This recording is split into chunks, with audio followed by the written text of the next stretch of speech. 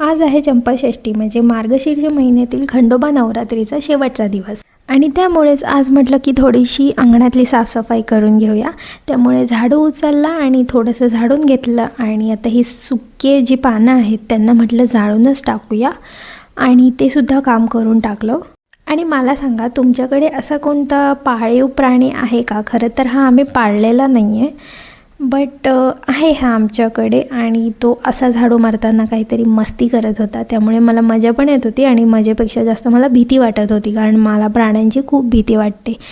आणि तर येस असं हा किती क्यूट दिसतोय ना, खायचं झोपायचं आणि खेळायचं हाच याचा दिनक्रम असतो आणि तोच तो फॉलो करत होता। दुपारी म्हटलं अजून एक महत्त्वाचं काम करून घेऊया, ते म्हणजे खारीक खोबरं दळायचं। आता लाडू करण्याचं काम आमचं अंतिम टप्प्यात येत चाललेलं आहे। बाय द वे हिवाळ्यात अजून कोण कोण लाडू बनवत आहे मला नक्की सांगा आणि कोणाचे बनवून झाले हेही मला सांगा।